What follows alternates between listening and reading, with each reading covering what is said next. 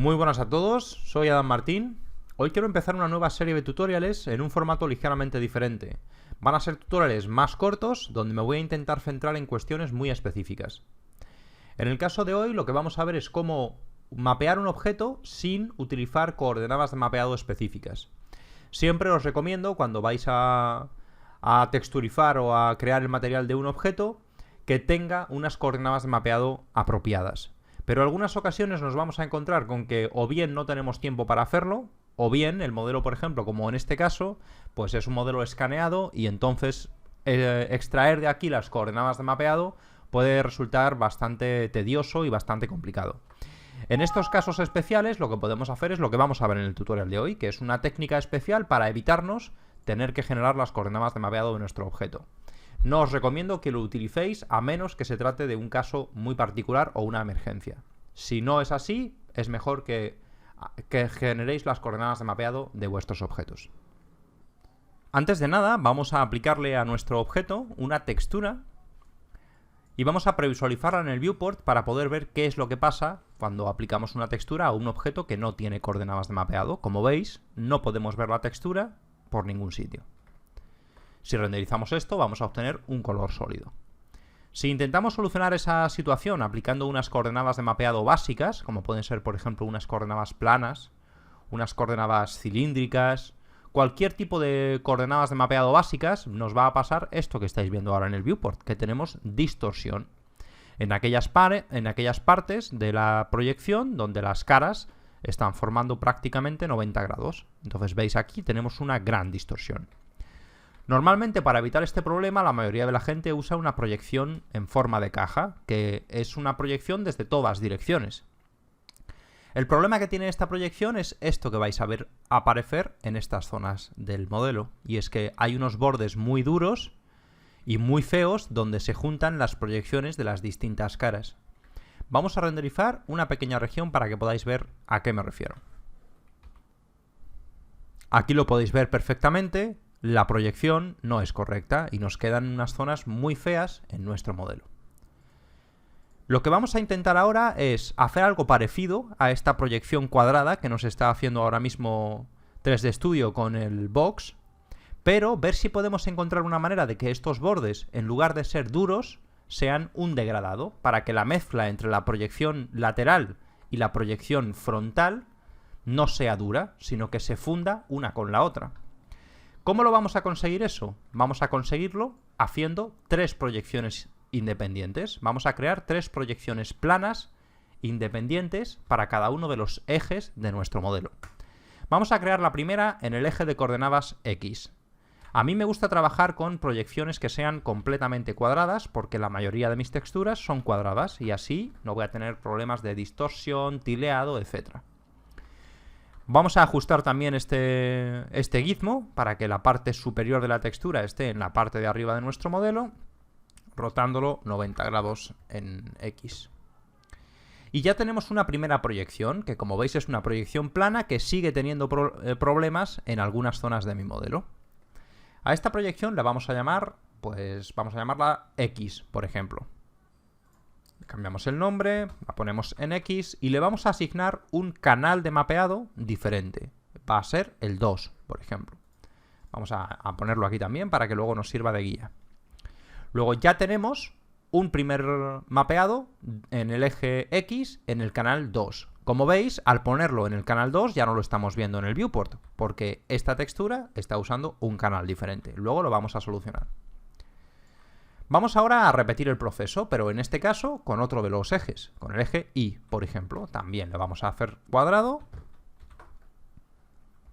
Y en este caso no necesitamos rotar el gizmo, ya tenemos una proyección para estas partes del modelo, las partes frontales del modelo. Veis que las partes frontales están perfectamente mapeadas, pero las partes laterales no están bien mapeadas. Sin embargo, en nuestro mapeado anterior sí que teníamos correctamente mapeadas las partes laterales, pero no las frontales. Y ahora vamos a ver cómo mezclar estas dos cosas. A esto le vamos a asignar otro canal diferente de mapeado. Porque si le asignamos el mismo canal de mapeado, no vamos a poder hacer lo que estamos buscando, que es mezclar dos texturas diferentes. Tienen que tener canales de mapeado diferentes. Vamos a ponerle aquí en el nombre y le vamos a poner que este es el canal 3 para que nos sirva de guía. Antes de continuar con el eje Z, vamos a hacer la prueba con estos dos nada más. Para que lo podáis ver y comprender bien, vamos a utilizar en una primera prueba 3 colores en lugar de 3 texturas. Y luego los cambiaremos por nuestras texturas. Para mezclar estos 3 colores, lo que vamos a utilizar va a ser en este caso un composite. Podríais utilizar 2mix, podríais utilizar otros métodos. A mí me gusta composite. De momento solo vamos a mezclar 2 colores, para que sea más fácil de comprender. Luego mezclaremos el tercero. Vamos a conectarlo en nuestras distintas capas y lo vamos a conectar en nuestro canal Diffuse. Por defecto, evidentemente, si tengo esta capa al 100% sobre esta capa, si yo hago un render, solamente voy a tener un material rojo. Luego, ¿cómo mezclo estos 2 colores o las 2 texturas que voy a utilizar después? Utilizando las coordenadas locales de mi objeto. Las coordenadas locales me van a permitir que, independientemente de las coordenadas de mapeado, yo voy a poder generar una mezcla basada en las coordenadas locales del objeto, que están relacionadas con algo que no tiene nada que ver con las coordenadas de mapeado.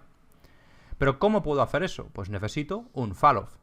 Y en falloff vais a encontrar que tenéis varios métodos para definir dónde empieza el color que tenéis aquí, que sería el negro, y dónde tenemos el color que tenemos aquí, que sería el blanco. Y en este caso simplemente tenemos que decirle que utilice las coordenadas locales, en este caso de Y, porque vamos a mezclar Y con X.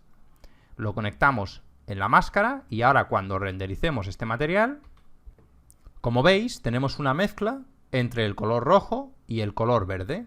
Y estamos usando, para realizar esa mezcla que veis que es suave, no hay bordes duros, las coordenadas locales de nuestro objeto.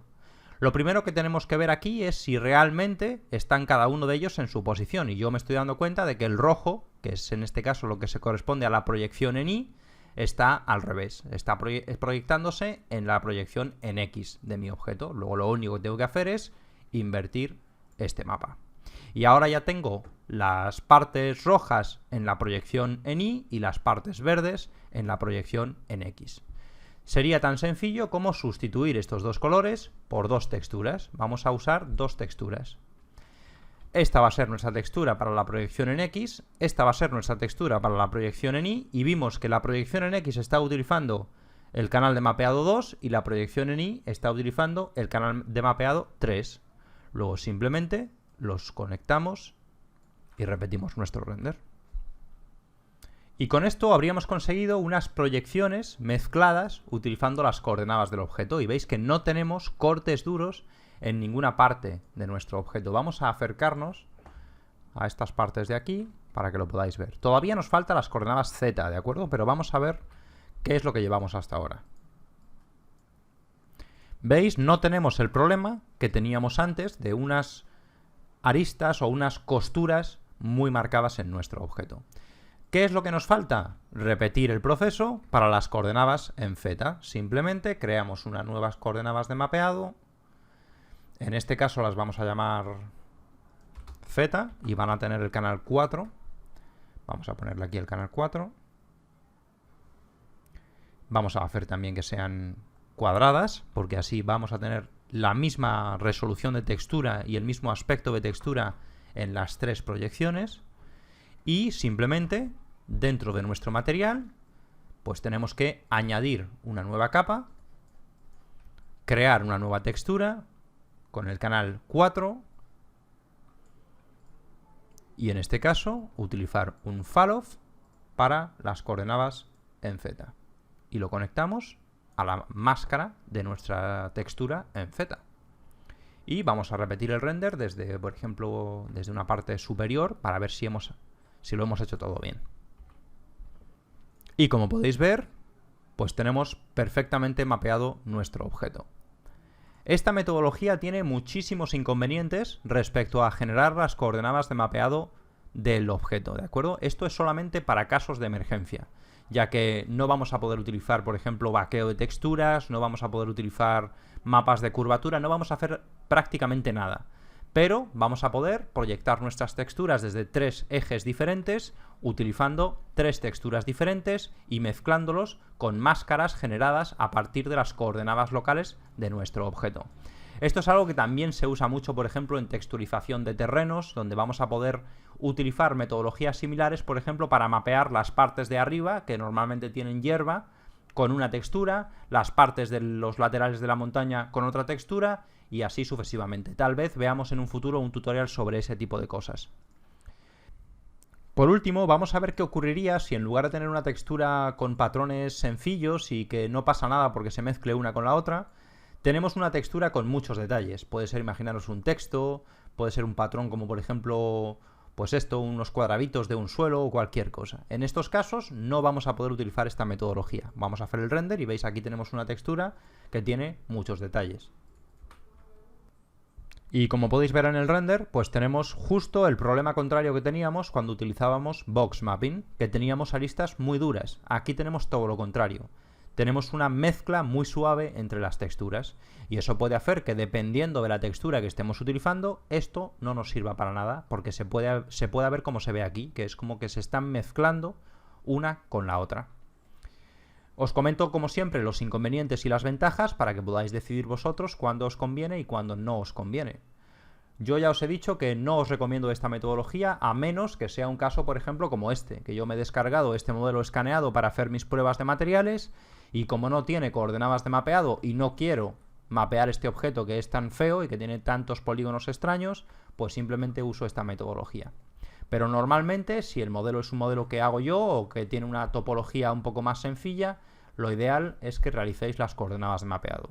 También podríais hacérselas a este modelo, ¿de acuerdo? Pero bueno, si no queréis invertir ese tiempo, podéis utilizar este truco. Como siempre, si os ha gustado el contenido de este tutorial, me encantaría que os suscribierais al canal y que le recomendarais esta información a cualquier persona que penséis que también pueda estar interesada. Espero que os haya gustado y nos vemos en la próxima.